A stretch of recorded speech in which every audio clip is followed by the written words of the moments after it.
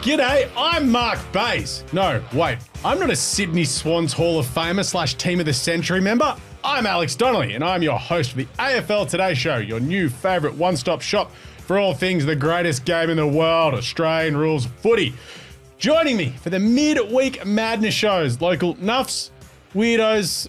That moustache is doing different things for me. It's Leo Mullaly over there. That doesn't look great, Leo. Yeah, it doesn't look great. I did have to Google who Mark Bays was before my time. But, average 12 disposals. Oh, get around. Where did he play? Mate, he'd get a 20-year contract at North Melbourne with that stuff. That's true. That's contract. true. Yeah. He ran off half-back, had a great left peg, good delivery in the forward line. He's driving Sheasel here. Played about 250 games. He was Harry Sheasel before Harry We do Sheasel. like obscure player references. So I'm going obscure. Yeah, no, that's fine. I'm just saying I had to Google. Yeah, I know. He played before you guys were born. And there's the stats guy, Liam McAllion, not Leo McAllion. Leo McAllion. I don't know That's a new Leo. name. I'm not a Leo.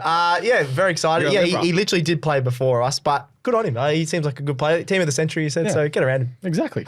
Great. If he's watching, we'll get him Shout out Let's to get Mark him on. Bays. Let's get him on. See you at the Rising Sun one day, Mark Bays. What a man. Anyway, today on the Midweek Madness show, we have a special guest, friend of the show, Big J journalist, Eliza Rielly from out west to talk all things flagmental and the West Coast Eagles. So we'll get into that in the middle of the show. But before we get going, subscribe to our YouTube channel.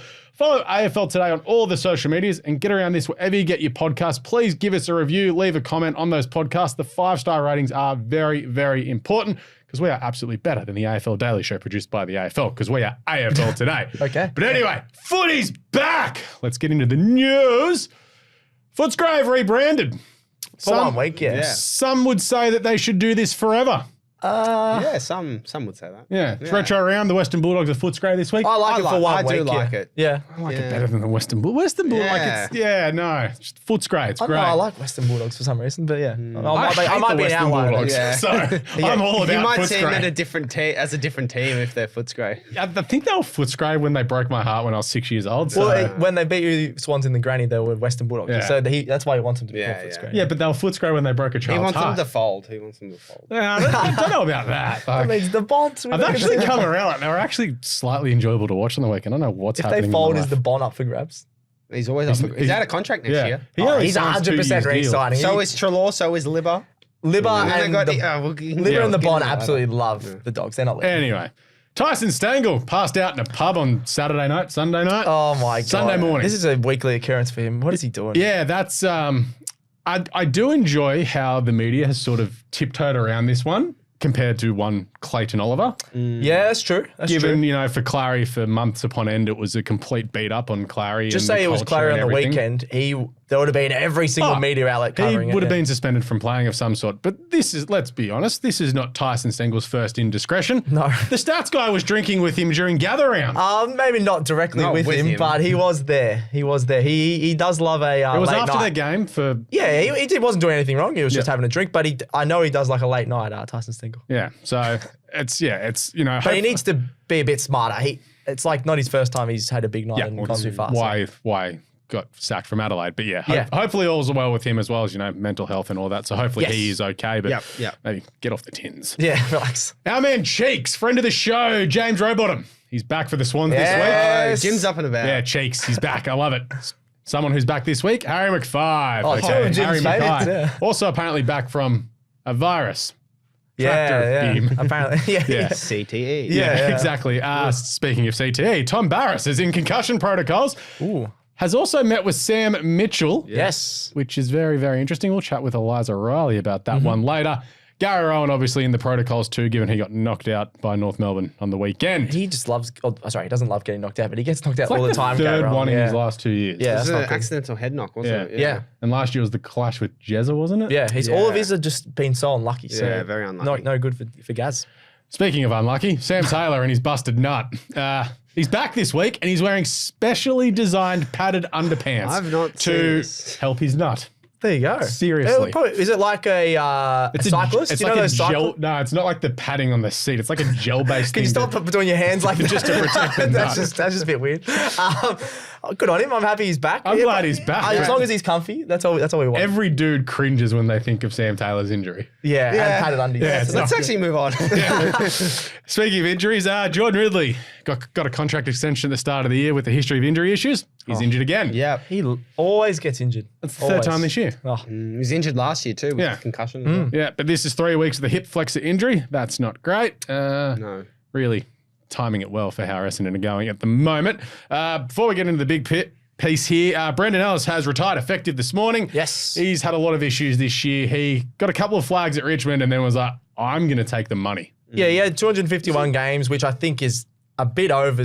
I swear the last couple of years he hasn't been very... 2 premierships? I thought he used to say 3. I thought he had 1. I thought it was 3. I thought it was 3 and then I Googled and it was 2, but unless that's wrong. Maybe he did move in the Premiership 2020s. player Brandon Ellis. There you go. Yeah. That works. But yeah, I wouldn't label him as a star, but he was a solid contributor. 21 disposals a solid game. role player. Pretty good tackler, things like that. Good role player. It's one of those dudes you look back. It's going to be like Harry Cunningham at the end of his career. He played 250 games. Also, Nice. Dimmer's Sean love child. Outley. Dimmer just always Outley. played him even if he was out of form. Dimmer, and then he obviously He brought played him him over 4 to times Gold this. Coast. No, he didn't. Brandon Ellis. Oh, yeah. Brandon Ellis has been there for 5 years. He would have been off a list, I think. That's what I meant to say. This is the last year of his contract this year. Yeah, I reckon he would have been off if Dimmer wasn't there. Is what I'm trying to say. Leo's a happy guy this morning because Connor Nash has signed a 5-year extension Oh. with the Hawk. Don't With mind the that. Hawk, yeah, very happy. 5, probably a bit overs, but I'd rather him stay than go to another club. So, yeah. He's a good player. Yeah. He's been consistent this Speaking year. of role players, he's defensively in the midfield, holds us together. Yep. Awesome. Nathan Fyfe lost his appeal last night at the tribunal. It was basically what Isaac Heaney did, but because it happened in Perth, no one really noticed. That's the first time I think anyone's called him Nathan. Yeah. Yeah. No, it's the Ross line when you're disappointed with him. So I'm disappointed Nathan. that he got suspended for Nathan. Matthias. Well, it sounds like Angry Boys. Did Yeah. you guys ever watch that? I with did Chris not Lilly? watch that. No. Nathan. Oh, damn. No. That's a good little reference that Good some chat. people might get out there. It is good. I'm telling you, that is It will good be chat. good chat. It will be good chat. Anyway, Nat Fyfe, probably deserved a week. You can't hit Punched a someone. dude in the Yeah, face. You can't hit the someone. ball. Yeah. Probably Stand deserved for more. It was the only difference to the Heaney one was he had a closed hand than an open hand. But you hit a dude in the face, you should get a week off. It's like Jim's probably doing right now with his 2 kids. They're probably I fighting. don't think he's hitting him. No, they're probably fighting amongst the kids are fighting amongst each other. He's like, hey! He's like, I want a week off here. Yeah. He's like, stop it. That's Yeah. like a 5-year Well, he sentence, I think. He actually punched Stats guy in the back of the head last week. That's why he's been Did off he? for a week. Yeah. Okay. Yeah, he's in jail now. HR It's violation. interesting you brought up. He's on a holiday. They hit the head, they should get a week. What about McAllion all over Nick Watson in the melee and had his elbow Yeah, what the hell? round, That and was that crazy. only got like $1,000 fine. I think everyone saw that was like, how is he not going to get a week? Yeah. Maybe it's because like Nick Watson's annoying and That doesn't matter. I Nick think Watson tax. I'd yeah. like he's annoying, so you can hit him. I think you're allowed to hit Nick Watson. Yeah. And Are we James allowed to hit Sicily. you? No, I'm not annoying. Wow, I'm not. this- I could be annoying, but I'm not a pest like Nick Watson. Whoa. Well, you got to be no. kicking goals, mate. if Yeah. you- Yeah, true. I What can't. goals are you kicking at the moment? Just everything in goals. life is beautiful at the I've moment. been within the business though. Oh, come on. We're here to make money, Content Stats guy. What goals. are you Oh, doing? let's have a meeting after. I'll take about an hour with all the goals I'm kicking. Take so, 30 yeah. seconds. Nada. So we got to be slightly serious. Yes. Craig Kelly, Collingwood CEO, has allegedly been accused of racist and xenophobic comments. Horrible. Came out in the papers yesterday. Collingwood then released a statement yesterday afternoon saying it was a former employee who has leveled these accusations against Craig Kelly. These accusations have nothing to do why that former employee has left the business. Completely separate matters. The police have investigated it, found nothing to charge Craig Kelly with. There is obviously a difference between sort of something that's done that's been illegal and obviously something that's morally and ethically wrong as well. Yep, So yep. this process will play out. It is putting football in a bad light once again, and it is not great. Well, it's putting Collingwood in a bad light. The amount of these sort of cases they've had over the last, just in my lifetime, has been really bad. And yeah, it's not a good look. For it to be allegedly the CEO, it's not a great look. No. And hopefully, if there is wrongdoing that has been found, punishment is swift. Yes, and which quick. we'll find out, I reckon. It might not be to the end of the season, but I think something will happen there. Yeah. Yep. All right, moving on to the midweek winner and loser of the week. We only have losers this week. Aw. And you know what? It's the fans. Yep. Why is it the fans, Leo? Double header. Which one? Exactly. Which one? No, Friday night. Yeah, both. Yeah, Friday night. No, but Friday night is ridiculous. I think because Friday night you've got even people that don't support the team. Most Aussie fans support and watch that Friday night game. You want to know why I like waking up on Friday morning, other than the fact that I'm alive and I'm awake? Oh, that's I don't think about that when I wake up. Footy. Friday night footy. Exactly. Footy. Yeah. Yep. So now I can't. I've got to choose between two games. Yeah. What time are those games? It's 8:40. I think the West Coast Eagles At game least is. you Gotta get go the a bit of a first gap. game. Yeah, you're gonna watch the first game and then chip into the other one for the second half. But this is also like, why not play it on Thursday? Exactly. Yep. There'd be a big crowd. West Coast could get a big crowd against Gold Coast at Optus Stadium if they're on Thursday as well. Yep. I don't. Bulldogs Melbourne. That's probably not going to be a big crowd either way. Yeah, but it's also like Thursday as well. That'll work well. If the Dogs end up losing this game to the Melbourne, it's like, that last 3 weeks meant nothing for the Dogs. Yeah. Or it's like they win and they kill Melbourne's season effectively. Gold Coast, mathematically, still a chance, so they need to go and pump West Coast and finally defeat the 28th parallel and win away from home. Yeah. So, is it to do with the weather? Because it's 15 degrees on Friday, but it's only 13 on Thursday. because it's cold in Melbourne. We actually can't see the MCG at the moment because it's foggy. So maybe It's also 2 kicks away. So yeah, it's a bit it's far. two booming left foot Mark Bayes kicks. far. Yeah, and then also, of course, we've yelled about it Saturday night. Pendlebury's 400th going up against Swans and Port Adelaide. But Yeah. Yes, whatever. we'll get into more on Pendle's 400th in our previous show. We will talk tomorrow about night. the Yes, Pendle's 400th in the preview show, the team show. I can't wait for that tomorrow night. Yes. All right, let's get into some nahs. Richmond. Should they trade Shai Bolton and Liam Baker to accelerate their rebuild? Yeah, nah. Can I do a yes and a nah? That's what I was going to say. There is 2 answers. I would say yeah to Baker. Yep. Because I don't think he's that good. Bolton, Oh, that's a bit stiff on Baker. I don't think That he's guy's good. known for his hot takes. Yeah, apparently. he? Yeah, sometimes. Lately. He's known for sitting and then on Bolton, fences. he's had a crap year, but I still think he's a good player. So I would try and keep Bolton and try and build around him more than Baker. Yeah, I completely agree with that, Oh, actually. well, you're having a go at me. No, I'm having a go at you for saying Baker's not a good player. Baker He's is a good okay. player. He's okay. I think they've got to get the balance right between how they go about this rebuild. They've got to keep some experience, some I of their agree. talent, but Baker is worth something on the market. So Shai Bolton. He is, but Shai Bolton is better in a team that's going well rather than a rebuilding team because he has to try and do everything. Whereas bit more of a in a downhill team scale. that's winning, he can have his 15 and 3, whereas he's needed for 25 and 2 in a bad Yeah. team. I understand that, but I think at the end of the day, it's Shai Bolton. Like if you can get him to believe in where you're going and build something with a young list, which He's they still don't so have, young. How old is he? they can 25, that's my guess. they can develop something really special. Might take a bit of time, Yeah, 25. but yeah, I think Baker should be the one to go before Bolton. I personally think both will go, to be honest. I would Ooh, trade. okay. I would trade both of them because the thing is, you could feasibly get 4 first-round picks for the both of them. Yeah, You've already yeah. got a first-round Could you? pick. Yeah. I think they've already got 2 first-round picks this year. They get One, they've got one. Okay, they've got 5 first-round picks in straight They away. do need that because their youth is pretty average. And we'll talk about this with Eliza Rielly. So West Coast last year had 1 pick inside the top 30. Yeah, not One. great. Yeah, that's really So dumb. we'll talk about Really the dumb. potential for West Coast rebuild that they need to do later on with Eliza Rielly. If Richmond trade both of them, are they going to get accused of tanking, or is that just a Hawthorn thing? No, that's not a tanking thing because also you look at what Hawthorn did when they moved on Mitchell, Lewis, Hodge. I think this. No, I wouldn't think classify either- it I as don't think tanking. either of them I were think tanking. I think I'm it's just- just them yeah. going. All right, we need to get some. You picks." need the rebuild to be up and going and moving 100%. before Tassie comes into They're it. going to struggle regardless. Yeah, next whether couple they of years, keep yeah. him or not. They'll be bottom 3 Yeah. for a while. I think. Another one. This has just been thrown up because, I don't know, St Kilda looked awesome last week and it's Yes. fun. Should the Saints consider trading a Max King? Oh. Yeah, nah. I'm leaning to a yes here. Wow. Because So am I. at And the I start of can't- last year, they didn't have him, and they played some of their best football last year at the start of it. And now he's gone again, and they're playing some pretty good football against Essendon. They were really good. I just think they're too king focused. They just look at him too much. Like when you got Sharman there, you've got Sharman, you got Membry, you got Caminiti, Higgins, Butler, all these guys that can go through there. Even Steele and Marshall can go forward. King's there. They just go to him too much. I don't know. I think actually I'm going to take it back. I'm going to say nah. I don't think they should trade him. This is very much like when North traded Ben Brown, which I absolutely hated. No. You traded him because he wanted X amount of No, I money. know. He wanted X amount of money. North said no, and then he was injured and worth I nothing. know. All right, yes. But all I'm saying is we got rid of Ben Brown. I don't even care if Ben Brown averages 1 goal a game. He is another target to help Larky. Similar to Yeah. the likes of Membry. I don't know. They have been playing better, but I think in the long run, you need 2 big forwards rather than That's one. true. Because Ben Sharman isn't a second forward. I think he's a third forward. Ben Brown's mistake was he knocked back Yeah, a a good lot. contract He did, he extension did. and wanted more. Yes. Yeah. And then he got injured. Yeah, all I'm saying is I think, you still need 2 like big name forwards. Yeah, so no, I that's fair. I would keep I'm him. probably a bit on the fence. I was leaning yes just to how they've been. But to be playing fair, they've lately. been playing better without him. I'm a nah. You don't trade a player like him. You don't trade a King. Also, Ben King's taken the bad power, so maybe when Max King comes back, Yeah, he's going to be they good. both need to go pee in the Yarra. We know Yeah, this. exactly. Can a team from outside the top 4 win it this year? Yeah, nah. Yes, This the year. is the year. So even. because it's so even. You've got who have you got? You've obviously got Sydney. If Dogs Brisbane finish Freo. outside the top 4, Yeah. they're one to watch. I think for sure. Dogs, Giants, Geelong, outside the top 4 can all win it. Is what that's what I'm saying. Because Sydney now are only, what are they?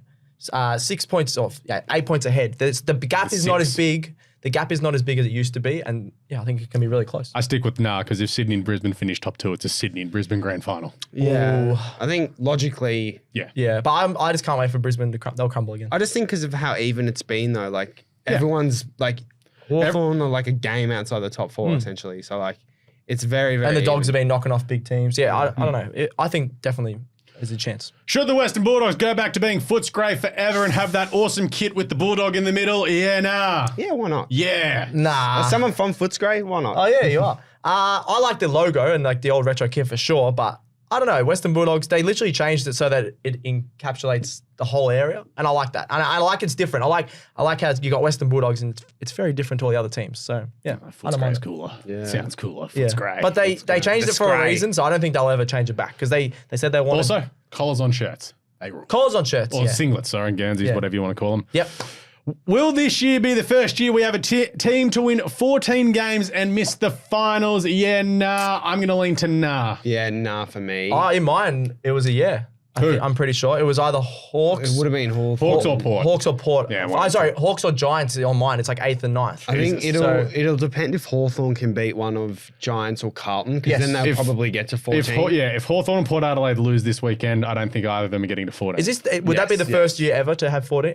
In the history of football, if you've won 14 games, you've always made the top 8. You probably made top 6. Yeah. And also in the history of AFL, if you've had 16 wins, you've never not finished in the top 4. And that could happen. Both could happen. Yeah. Nah, the top 16's all right. No. Yeah, I'll say yeah. I think it's definitely possible this year. We got 2 Swans ones to finish off. One of them's come from me. One of them's come from our boss, Adam. Are the Swans cooked and not the real deal? Yeah, nah. No. Absolute nah. No. Absolute nah. No, I'm just joking. Let's also remember Collingwood this time last year, exact same problem. Yeah, exactly. You got to lose at some point. 14-5. They've other than last week where they got smashed. All the other games were really close. So if you lose this week, I'll be a little worried. I agree. Yeah. Who's this week? And Port. Oh, you don't And finally, did the Swans get it wrong at selection last week? Quickly, yeah, nah. Yeah. Yes. Having Luke Parker as the sub and not picking an extra tall defender, absolute. Yeah. Could have played a bit better though. And finally, have they stuffed up the Callum Mills reintegration into the team after his injury? Yeah, nah. What's the context there? So he obviously didn't play for the first 18 rounds because his body was cooked, 16 rounds. Then he came back in for 1 week against North, played on the wing, played 60% game time, pulled up sore and didn't play against Brisbane. Yep. Then last week is sitting at half forward flank and only plays 70% of game time. He's had 24 touches and 2 goals in 2 games. That's weird, isn't it? No influence. 2 goals in 2 games? Yeah, but playing like 12 touches, no influence. Like the North Melbourne goals, he just got a free kick. Did he play any VFL? No. So Probably should have played VFL. I think they should have played him in VFL for 2 weeks on managed minutes, because then if you're only having 10, 15 touches and you're scratchy, who cares? True. Yeah, I'll agree with you. They have stuffed it up. Yeah. Yeah. Anyway, we'll see what they do this weekend. We'll find out tomorrow night when we get to the team show. All right. Good nars, boys. Good stuff. Yeah, well done. We've flown through that. Let's get to good friend of the show out west, Eliza Rielly, as we talk all things Fremantle and the West Coast Eagles. All right. We are now joined by Code Sports journalist, the Western Australian specialist, and as of last week, voter on the Glendenning Allen Medal for the Western Derby. Really? Oh. And safe to say, unlike the game earlier this year, it was nailed. Caleb Sarong winning it. It's friend of the show, Eliza Rielly. Eliza, how are you? Hey guys, I'm just glad I didn't stuff it up, to be honest. I was having a few heart flutters at 3 quarter time going, oh my God, who am I going to give this 3-2-1 to? But luckily it became pretty evident in that last quarter and I didn't rob Harley Reid. So I don't have that on my conscience. Yeah, exactly. So quickly with that, this is actually interesting. So like, how does that process go? Do they ring you or text you as soon as the final siren's gone? Because like you could, obviously Caleb Sarong won it, but what happens if Andy Brayshaw kicked 3 goals in the last 5 minutes and you've submitted your votes? You're like, we may have stuffed this up. It's an awesome thing to be a part of, yeah. Yeah, honestly, like I was freaking out a little bit because we sort of like, when the result, we know who's going to win, they sort of want you to submit it with 5 minutes to go so they can go and tally it and stuff. Whereas if it was a closer game, I think they said you have until the final 2 or 1 minute to do it. So it was 5 minutes to go and I was like, I'm like, fair certain Caleb Sarong, but luckily Andy didn't do what you said and kick 3 goals in the last 3 minutes. But It was honestly pretty hard to split those two. But yeah, basically just earlier in the week, the footy commission over here in WA rings the people they want to vote, try and get a print, a TV and a radio person. And I was lucky enough to be chosen as the print person for this derby. And hopefully other fans think we got it right. I think definitely got it right. I think there's also like putting in your resume for the Norm Smith later in the year as well. If Freo are there, like, look, I can do this because myself and the other two, I think it was Scott Cummings and Ryan Daniels, all votes the same. So good job, team. Yeah, they did well. Everyone needs a token female on their voting panel, so I'll put my hand up. Yes, That's my specialty. put your hand up. I like it. I'm a fan of that. All right, let's rip in. Obviously, we had the derby last weekend, or the derby. A lot of feeling in this game. Let's be honest, the last few years, they've been pretty boring, but this year it feels like the spice is back. It's back 100%, yeah. Oh, absolutely. And I think the players agree as well. Like speaking to Jordan Clark in the rooms after the game, and he said that after what happened earlier this year, the little brother wanted to hit back a little bit and not be bullied and shoved around by the Eagles. But funnily enough, the Dockers have been sort of the bigger brother. That ledger had flipped a little bit and they had won the 5 straight up until earlier this year when the Eagles caused that almighty boil over. And to be completely honest, like, it's a fairly big call, but I reckon Harley Reid is a massive reason behind this derby rivalry being sparked again. And he's almost single-handedly made it one of the most watchable games this season because of what he's been able to do. Like, you just honestly watch him walking in, warming up, and you go, oh, he's switched on here. He wants to have a big game, and the Eagles sort of seem to rise to his level a little bit. So massive props to Harley Reid for injecting a bit of spice and fire back into this rivalry. But I love the biff. I was a big fan of it. I enjoyed it. Yeah, bring back the biff. We're all for that on bit AFL of old today. school, yeah. No punches, but we love it when there's a bit of a mellow and there's a bit of a wrestle. 18 fines. It's always a bit of fun. 15 fines. 15 fines, 3 suspensions, and somehow Harley Reid avoids it because Elliot Yeo is either his uncle or his brother, whatever you want to do, just drag him. Like, you're not getting in this one, That's son. smart. They need Harley Reid, so just keep him out of the fights. It is smart. We'll touch on Harley a little bit later, as we've got to touch on the winners, Flagmantle as they're now known on the show. Currently sitting pretty in third, a couple of points clear of Carlton, 12-6-1. Now, a stat I came across yesterday, and I think it revolves around Freo's uptick in form, and tell me if I'm wrong, Eliza, but Andy Brayshaw has had the most score involvements in the last month across the competition. Has his uptick been another reason why Freo have seemingly found another gear?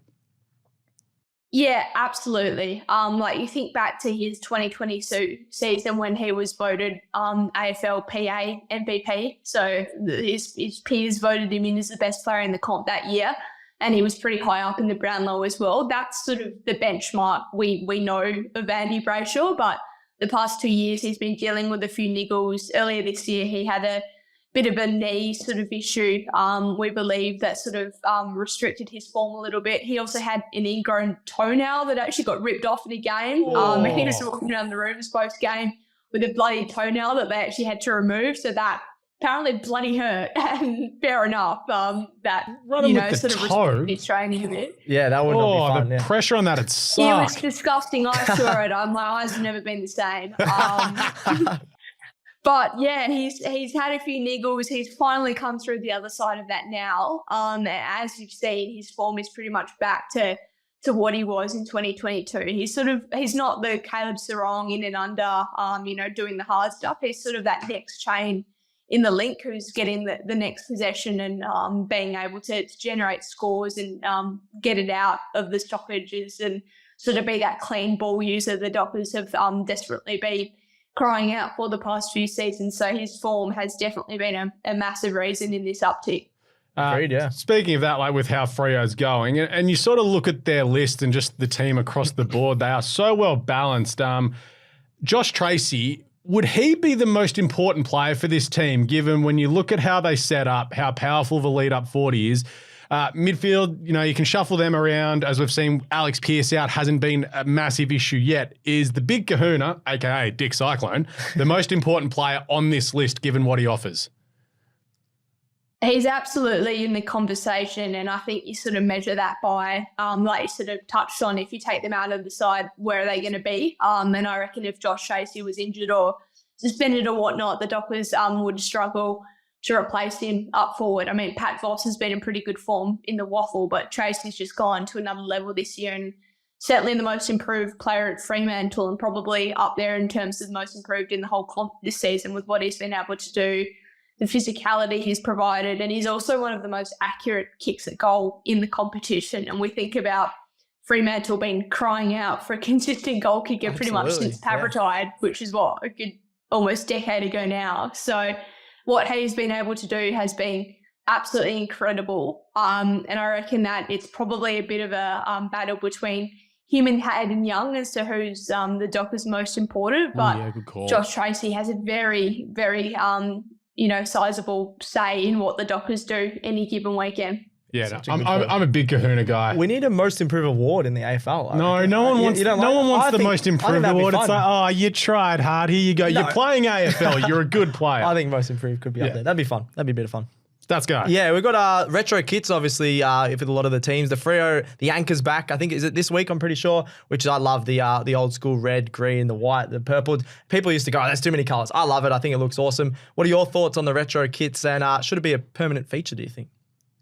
Yeah, it's pretty cool. And the fans love it as well. Like, as soon as that merch comes out, they're lining up outside Freo HQ trying to get their hand on some of it. Yeah. Honestly, it's a moneymaker that people love the retro, and especially given the Dockers are celebrating their 30th year in the competition this year, bringing back the inaugural jumper. It was, people bagged it at the time, but I reckon with a bit of hindsight and a bit of sentimentality, it looks pretty cool when their players whip it out now. So the Dockers do retro around really well. I think they sort of embrace the sort of oddity of their existence a bit, and being the only club with sort of purple in their jumper, they really try and make it a big thing each year, and the fans love it. Yeah, it's one of the only kits I would get, yeah. This is it. Clubs, they're also like, I'm going to drop a new kit because why? They make money. It's a business. They look good, yeah. Retro round is great. Like, I want to buy one of those 1990s training jackets from Freo. Yeah. They look awesome because it's got the green in it. I'm a fan. Yeah, I'm a huge fan. I think every team should do retro kits. I don't know why they're not. Yeah. Good idea. That's another. We skipped over it. Alex Pearce obviously re-broke his arm. Did they make a bit of a balls up in rushing him back so quickly? To be honest, from what I understand, no. It was always going to be at risk of refracturing it. Okay. And no matter how much time they gave him, that risk was pretty much going to be the exact same. And he was really obviously pushing to play against Hawthorn the week before in Tasmania, obviously, and almost got there with one less week than what they eventually gave him. So it honestly is just really unfortunate. And Jack Darling from the Eagles, he was in a similar situation this time last year, had that plate in his arm, actually had the plate removed, which probably indicates more of a risk, and he's managed to get through almost a season now with not refracturing that arm. So it is honestly just really, really bloody unlucky, but they hope that this second plate that's gone in now is going to provide even more stability. There's always going to be that risk, just as if you do an ACL, you're at risk of doing a second one. Unfortunately, that's just the game. But hopefully he gets back for the end of the home away season, if not finals. Yeah.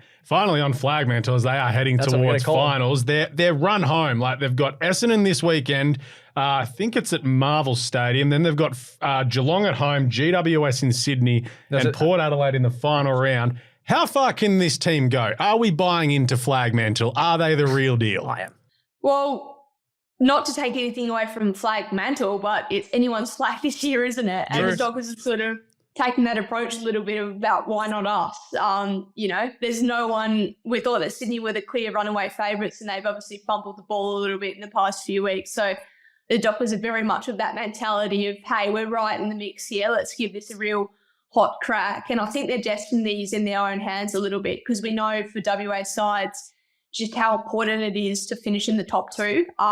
Sides never want to flag from outside that top two in WA. So if the Dockers can somehow snag that second spot off Brisbane and get a home qualifying final, then absolutely everything's in their favour to have a real hot crack. But we know that, on any given day as well, if a side has a good qualifying final like the Dockers did a few years ago in Geelong and sets up our home prelim final, that's all it takes to be there at the very pointy end of the season. So destiny in their own hands. The top 4 finish is probably going to be pretty important, given that they are, coming from WA and trying to win a flag. It is so hard to win a flag from outside the top 4, especially with the travel burden of being in WA. So I think there's every given chance that they can feature pretty prominently in the back end of the season.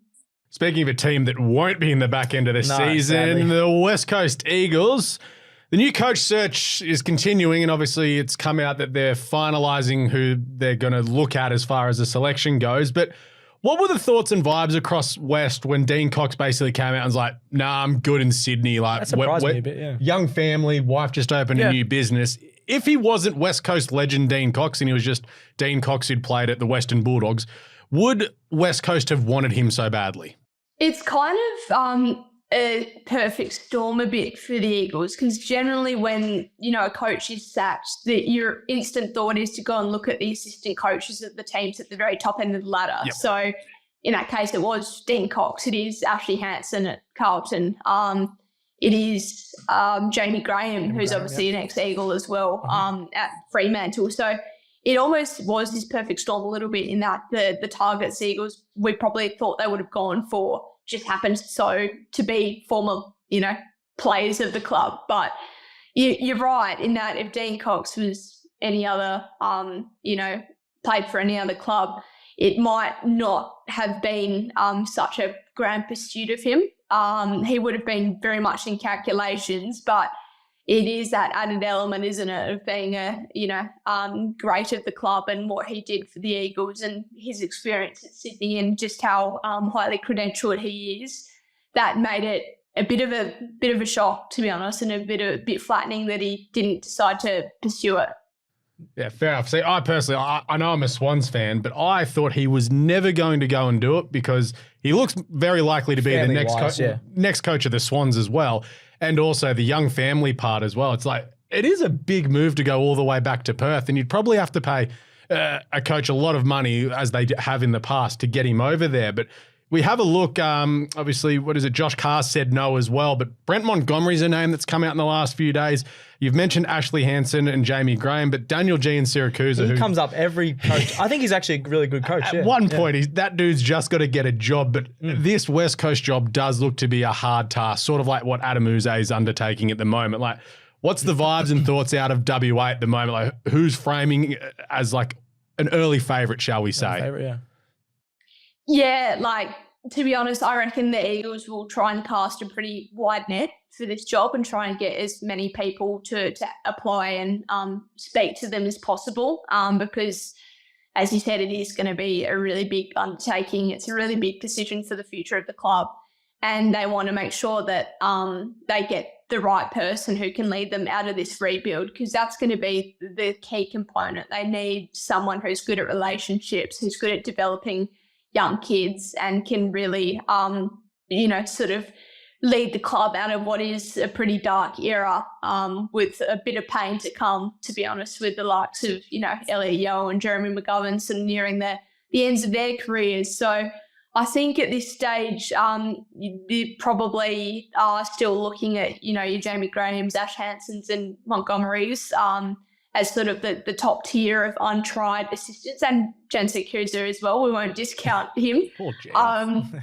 But if there was the sort of established AFL, ex-coach who put his hand up, I think the Eagles would have to look at them pretty closely, knowing that it is going to be a pretty hard task, and someone with that experience at the top level in the hot seat would be a really good asset to have. But at the same time, I think to hand the reins to someone who hasn't had that experience, who is a bit untried, might not be the worst thing either, and could be a very viable option given what lies ahead for the Eagles. Well, Paul Roos's name popped up randomly the last couple of days. Is that just him looking to get some, media time? Because that really can't be serious, as he's been out of the game for so long. I don't reckon. No, he was just in Perth for like a meeting or something, and then someone saw him at a cafe and was like, "Oh, Paul Roos in Perth." Like, saw him at a cafe. That's classic. It was honestly like something like that, and then he got asked about it, and he was like, "Oh no, I was just there for a meeting." Like, I would be shocked if he threw his hat in the ring. Yeah, he's just having a couple of tins in Northbridge. Obviously, we've talked about this job's going to be hard for the new coach. Now, Do you bottom this list out completely and because we see that there's still pain to come because obviously Tom Barrass has met with Sam Mitchell apparently yesterday and you can tell us about that. But do you cash in if he leaves? And I know he's the golden boy and the captain, but he's probably the number one person with value in the club. Oscar Allen. No, we got him here. Yeah. Don't trade Oscar Do you Allen. look to trade if Barrass leaves Oscar Allen as well? Because how dare you say that? last year, West Coast, we're rebuilding. They had one pick inside 30. No. Oscar Allen stays. Yeah. You got that, He's Alex. a big guy. They love him. He's only said he wants to be an Eagle for life. He's very ingrained in Perth and he loves the club. So I can't see him going unless the Eagles tapped him on the shoulder and said, hey, mate, for the good of the club, we really need some draft picks in the door. But I can't see that happening. I think it's probably a lot more viable and, sort of realistic that Tom Barrass is the one that they put up on the trade table, try and get some value out of him because as much as he's been an incredible servant of the Eagles, he is the one who you can get probably the most for on their current list. He's, I think, 27, 28. Realistically, he's not going to be at the club for the next premiership tilt. So why not try and extract a bit of value out of him at the moment?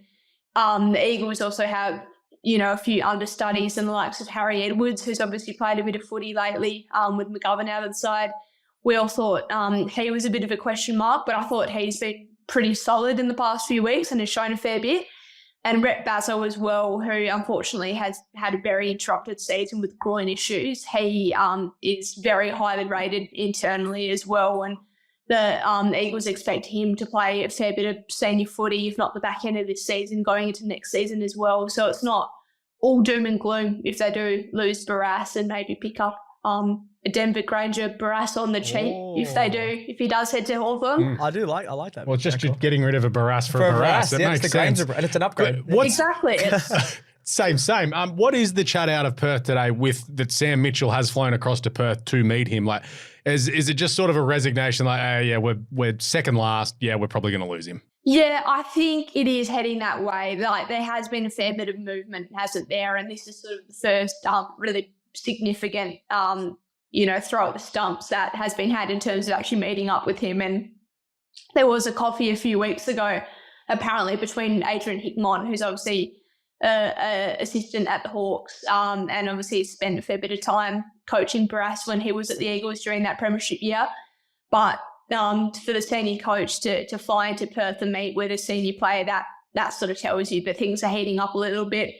And Barrass is seriously considering his future. The thing is that Barrass basically, from all reports, wants a restructure of his contract, wants a bit more money coming in the door if he was to stay at the Eagles. But West Coast have been burnt, as we know in the past, by giving out long, expensive contracts to senior players, and they may not be inclined to make that mistake again with someone who does present a fair bit of trade value. So as much as it would be disappointing to lose a premiership player and a key part of your club, I think the Eagles have to be pretty realistic here and think that if there is something to get out of this on the trade table, it's worth exploring. Yeah, I think he absolutely got to trade him. I know the Swans had a big swing at him last year and he's said, I want to be an Eagle forever. It's very funny to see how things change quickly. It is footy after all. Like I'm all for get the money or go for success, whatever you choose is which way you want to go. But let's get to Harley Reid because this one he's the favourite topic on this show. Last week, you said it earlier in the show, he's brought the spice back to the derby.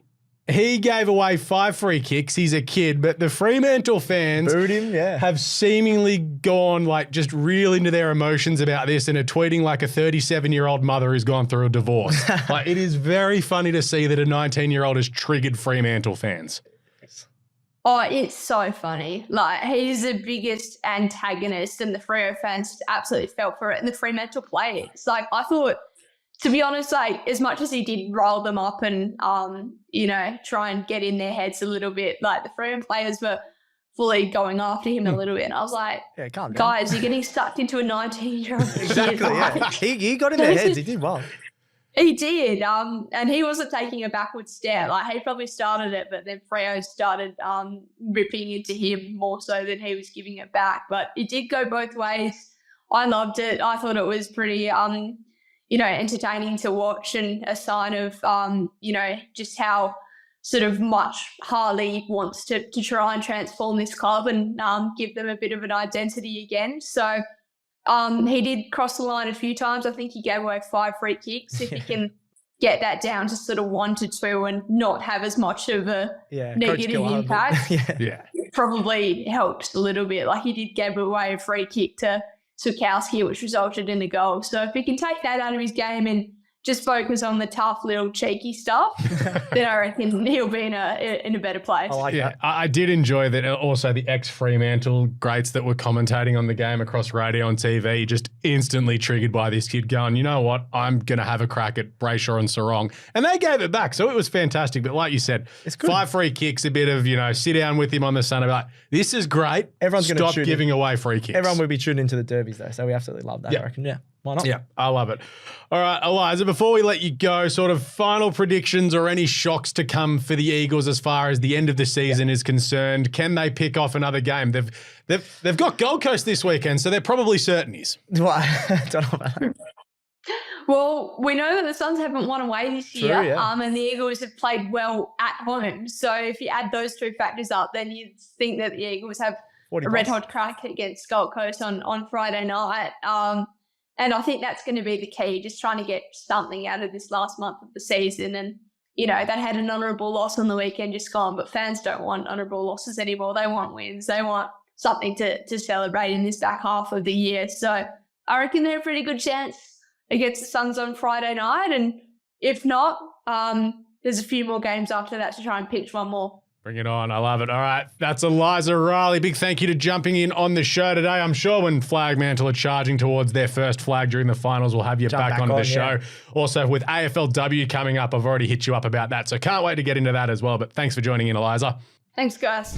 Huge shout out to friend of the show, Eliza Rielly. That was awesome. Tom Barras is going off to Hawthorn, so we're going to have to control Leo for the rest of the show. But you know what? We better get into some Coleman, Brownlow, and some Rising Star updates because Stats Guy wants to talk about North. Let's start with the Coleman because I'm in charge. I love my power forwards. It's all about the goal kickers. Charlie Kernine out.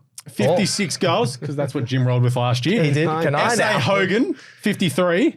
One of the Kings, 46. Harry McFive, 44. And Jake the Snake Waterman, 44. This is a 2-horse race. 2-horse race. I'm still backing Jesse Hogan. I said this 4 weeks ago. I don't mind that. I So did said you? it first. I know. Thank you. Yeah, I think you missed one of the shows when I said it as well. Yeah.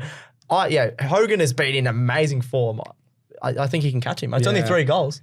Interesting. How's he going to go against Hawthorn's defense this week, Well, Leo? Hogan has Hawthorn's defense. Kerno has Hawthorn's defense the week after. Yeah. And watching There's Hawthorn on a the West weekend. Coast or West Coast game in there for Carlton as well. Yes, Charlie's and a St Kilda game too, I think. Yeah, but they're very Well, stingy. they got Darcy Moore this He week averages too. 2 goals a game, Jesse Hogan, against Hawks. Yes. He So which is averages- like okay. but- Averages 2 goals a game at Monica as well. Our defense has been much improved. It In the has. first quarter against Adelaide, we were shaky against the big talls Adelaide had. Tex, Thrillthorpe, Fogarty, yeah. Himmelberg. It was a threat, and I was a little bit Himmelberg, worried. They He's still tall. They looked threatening, and we were playing in front, no pressure on the ball carrier, and it got out the back a few times. Yep. So if that does happen for the Giants or Carlton, they could both be in for big days. It'd just be interesting to see. That might actually decide it, how they go against us, to be honest. Also, Yep. Hogan needs to calm down being hungry. Did you see that Harvey Thomas one? Get out the way, you No, idiot. give the handball. the handball. You get out the way for someone running into goal. This is him being a small man This- defending yeah. a small No, man. I and this don't is kick you being a goals. tall man defending a No, tall man. but it's also because he came down. It's you look up and you give the handball. Jesse to Hogan was facing the wrong way. No, he wasn't. He was looking right at him. No, is it- Stats guy, you give the handball and do the team things. The team thing is get out of the way because the guy's He running into an couldn't open get goal. out of the way because of the way the positioning was. Give the handball. Okay, hang on. Sorry to interrupt you again. Honestly, interrupt. This is bad. Say if he didn't give the handball, just kick it over him. Yeah. Yeah. Well, no, but Jesse Hogan was running in the way of him because he was being a flog and trying to think about the Coleman. If I did that, if someone in my team, you'd be dragged as Jesse Hogan. He was being a flog. That's all I'm saying. You're saying you dragged Jesse Hogan. 100%. This is He little ran man in the. syndrome. They should drop him. He was standing in the. Would you points. drop Jesse Hogan? No, obviously Okay. not. I want you to say yes. He's Get the best fired up. forward. No, but I just hate. He was standing in the points, and then he's moved into the goal square. You hungry? Just get out the way. Anyway, All right. that's all I'm saying. Righto, Stats guy. I don't like him. Let us know in the comments who you agree with. Charlie Curnow has Collingwood this weekend. He has an awesome record against Collingwood as well. And they've been really bad, Collingwood. Yeah. Free in kick defense. Charlie could be in effect this weekend because Yes. Collingwood fans love nothing else than abusing Charlie Curnow when he gets free kicks. So we'll see this weekend. Ben King just can't kick straight. He kicked 12 straight behinds or missed 12 straight Yeah, I shots. swear he's been on like 45, 46 for ages. Yeah, can't kick straight. McAllion Waterman too far back. This is a 2-horse race. All right. The Brownlow. Ooh. Ooh. Interesting week last weekend. Lockie Neal probably picks up 1 or 2 votes. Yep. You'd say On Zorko all would the get predictors. 3. Nick Dacos would have absolutely gotten 3 against Richmond. Yeah. I don't think Cripps would have got a No. vote on Friday night. Let me check the predictor, but I don't think so either. Yeah. I reckon Errol Goulden may have snuck 1. All the predictors say none. You can't get smashed by that much, I don't reckon. I agree that he was really good. Sheasel, you know. Yeah, I agree that he was It really does good. But there's- happen. yeah. I don't know. It Max doesn't happen won, that mate. often. Max Yeah. won. Yeah, that's what I mean. Yeah, so I'm thinking that. So not a great week for everyone bar Nick Dacos. Yeah, Bont wouldn't even get 3. Bont wouldn't have got a vote. No, He had 20 that's why the touches. dogs are playing well because they're not relying on him. Sometimes they do throw a cheeky vote or two. No, Bont's it'd way. be Jamara Trelaw and then one of probably Matty Roberts or Errol. Lockie Neal Maybe has Liam got 3 Jones. on here. He got voted MVP by Damien Barrett in his show. Damien Barrett. No, I said Liam Jones. who did he Liam get? Jones. Liam Jones. Sorry, yeah. You got to I invoke. think it was Liam Jones. You've got Yeah, to might be invoke the good bloke rule, and he's an anti-vaxxer, so no votes. I agree. I Paul agree. Levi Casbolt. Yeah, man. can you be Levi Casbolt ineligible? hasn't got a kick like this year. Can you be ineligible as an anti-vaxxer? Like, if it's does that count as like Suspension. tribunal? Suspension. We probably shouldn't get into that on this podcast. So it'll be interesting to see this weekend. So obviously you've got Cripps going up against Dacos, in the Collingwood Carlton game. Yep. Errol at the Adelaide Oval up against Rosie, the Hornet, Zach Butters. That's a good matchup. You still got Warner who's coming off a career worst last week. Who do the Lions are playing? Lions are playing St Kilda, so there's every chance there's a tag coming. I was going to say, would Willem Drew go to Goulden? Maybe he hasn't been It's tagged. not though, like has he? got the endurance Willem Yeah, Drew, that's though. the problem. Drew was on Cripps. Yeah. He last was. week. Yeah. Okay. Yeah, see, Cripps is more explosive, but Errol just does repeats. Yeah, I don't know. Drew's more inside, so Yeah. maybe you'd go to one of your tougher players. Yeah, so probably to Warner or Heaney. Yeah. Maybe. Yeah. So that'll be interesting to see. So that's sort of the top 4. What's the predictors' top 5 at the moment? Like So you Noah got, Anderson wouldn't have got a vote on the weekend. Cripps first. Lockie Neal. So Cripps by I don't 1. care. I don't care what the thing is. Give us the top 5. Yeah, Cripps, Minus Neal, Dacos, Goulden, Merritt. Merritt wouldn't have got a vote on the weekend. Yeah, he's the last month has been very average. Yeah. So Merritt is still pretty short in the odds as well, surprisingly. I'd be having Goulden ahead of Merritt. For me, I don't think Cripps has got this, to be honest. Yeah, I said it last I think Neal. I think Neal. Neal. Even though Charging Errol. I can't Still on. Yeah. stand saying that Lockie If Neal's he good. does have a strong 4 month. weeks, Yeah. yeah, definitely. Very interesting. All right, Rising Star. Stats guys, time to shine because the thing North Melbourne sorta. love doing is winning at Rising Stars, but not football games. Well, until 2 weeks ago, I thought George Wardle had it in the bag. I but don't know about in the bag, but Well, the odds even suggested that. And then the odds have swayed towards Ollie Dempsey This now. is very, what is it? Reactive, this market, because It is, everyone yeah. forgets how many kicks did Ollie Dempsey have against the Western Bulldogs? 2. Yep. He had 2 kicks against how the many Western did Bulldogs. Jezza have, though? He had 1 kick. Oh, 1 kick. 1 kick, even 4 worse. handballs. So there you are. So What that's the what I hell? mean. It's reactive. He has a good game against North Melbourne, but the week before he was absolutely horrendous. I think the Warlord has been fantastic. See, reactive. Matty Roberts, Rising Star. Oh, yeah. He has been great, to be fair. Has 2 good games, but yeah, for me, I still think it's Wardlaw. Yeah, I agree. I think Dempsey. I know a lot of people think Dempsey, but yeah. I think Wardlaw equally does have his off games as well. He's Yeah, he had, does. I just think Dempsey's just like high IQ, very smart player. Like does enough. He kicked like, 3 plays goals wing, on the plays half weekend. forward. In terms of them matching up against each other, you had Dempsey had 18 goals. 18 goals, 18 disposals and winning. 3 goals. Yeah, 3 goals. Jeez, imagine he's a kick- very he's a sneaky player, And isn't he, Dempsey? Wardlaw Like, had 22 disposals, 3 clearances. Not bad as well, Yeah. but I'd say Dempsey won that matchup. I'm still leaning towards Wardlaw overall. Yeah, We'll have I to am wait as and well. see. can I make a case for the Wizard? He's If honestly the top Wizard 5. could have kicked straight, Yeah. he'd be winning. You reckon he'd be winning? If he in the convo, if he hadn't straight. kicked 12 goals, 20 or whatever he's kicked, if he's kicked 22 goals, Don't 10. mention the ones out in the full. But that's what I mean. Yeah. Like if he's kicked 30 goals, Yeah, he's probably winning it. I think he's going to be all Australian next season. That's like I think Nick Watson. That's a big call. I was talking about it with a mate because someone commented he should be all Australian this year. I said that's a joke. If he kicks straight, Nick Watson will be all Australian. The Wiz. Okay, but I'm not even joking. If he kicks straight this year, he probably has 25 goals. That's not Yeah, I know, enough. but- That's not enough for all I Australia. know, but 30 you plus. need to get 40. or You'd 30, probably 40. need 40. Next year he could do that. You reckon he could get 40 next Yeah. year? You're like, Yeah, why not, mate? That's a social clip if I've ever seen one. I can't believe say that. I was thinking about it for a while. There you go. All right. That'll do here on the AFL Today Show for today. We'll be back tomorrow for the team show, Thursday night spectacular. Myself, Leo, and Marcus on the Debut. show next week. I don't think that combo's ever happened. No, it hasn't ever. I'm actually excited for the chaos. What's going to happen? It's going to be lots of fighting. 3 hours show. Let's go. It's funny because Sydney hates Essendon, Hawthorn hates Essendon, and Essendon hates themselves. So Marcus could be sad on the show tomorrow. As an Essendon, it's the first Essendon supporter we've had on the show, so that's going to be great. sad. I hope he's angry. Yeah, he will be. So thanks to you two for jumping on the show today. Thank you. Of course, big shout out to good friend Eliza Rielly doing Legend. a great job as always. Remember, smash a like across the socials to see us doing all this awesome footy stuff, filling in everything throughout you. We have a very, very fun thing coming your way in the next couple of weeks. Oh. We won't tell you exactly No what it spoilers. is, but we'll slowly drip it out across the social feeds. Stats guy may be kicking a football with his hero. So that's going to be interesting to see. Of course, Facebook, Instagram, X, Threads, TikTok, of course, YouTube. Like and subscribe there. Get around the podcast as well. Please give us a review. Thumbs up, 5 stars, a like. Say you hate stats guys. I don't know. Is that a... what is UK, that? mate. Kentucky. kid? Get around Kentucky. University of Kentucky. Beautiful. Stats guy is a rooster Beautiful after part all. of the world. Anyway, get around him like... Flag Mantle getting around their first ever flag in 2024. That's a big goal. Make sure you check out Cricket Today, Football Today, NBA Australia, NFL Australia, and go to punters.com.au. We're doing punters previews this week. No hodl tickets, still on hiatus for another 3 weeks. But anyway, that's it. We will catch you later in the week. Well, tomorrow for more AFL Today. Till then, look after yourself and remember, footy's back.